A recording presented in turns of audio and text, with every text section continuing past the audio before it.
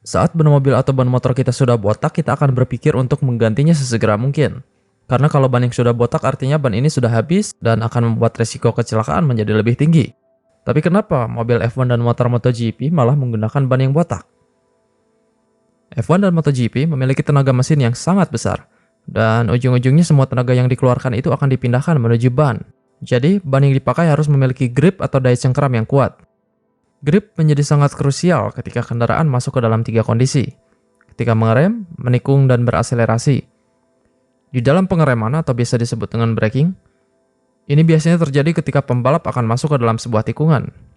Seorang pembalap akan berusaha untuk mengerem setelat mungkin, karena dengan braking yang telat membuat mereka bisa masuk ke dalam tikungan dengan lebih cepat, dan mereka bisa lebih unggul dari pembalap yang lain.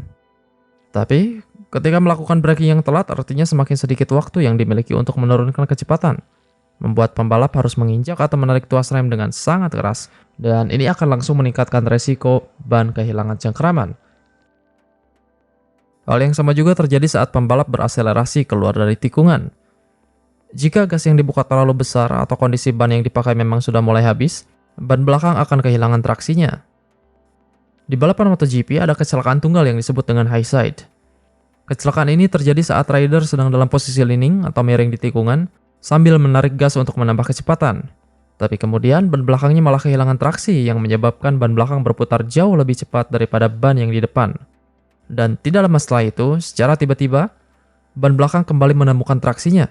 Ini menyebabkan motor yang tadinya sudah akan jatuh ke sisi dalam tiba-tiba berbalik arah keluar dan melemparkan pembalap ke udara. Jadi selain bahaya, kehilangan traksi juga akan membuat pembalap menjadi lebih lambat.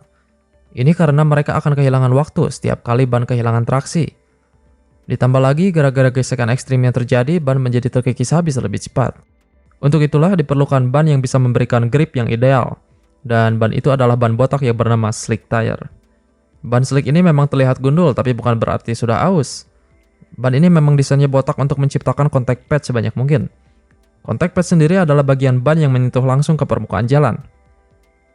Setiap ban terdiri dari 2 bagian utama, yaitu body dan tread.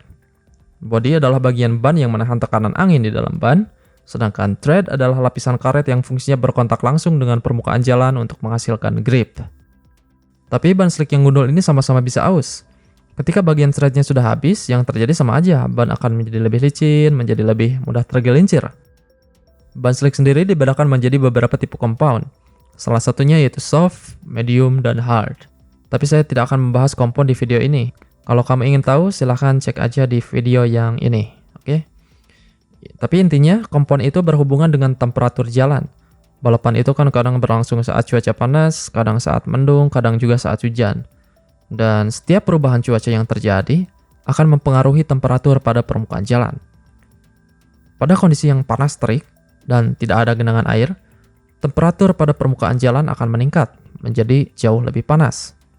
Pada kondisi ini, ban slick tipe hard akan menjadi pilihan yang paling tepat.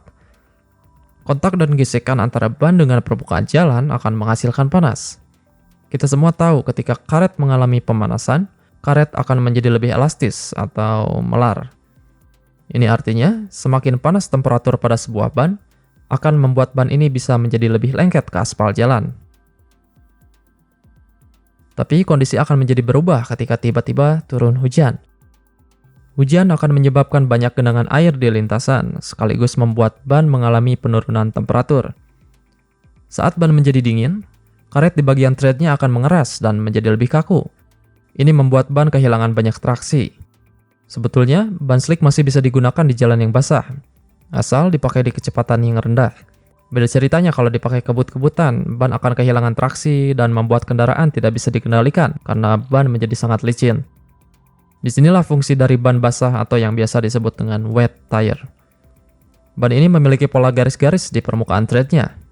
Fungsi dari garis-garis ini adalah sebagai jalur air ketika ban melaju di atas sebuah genangan.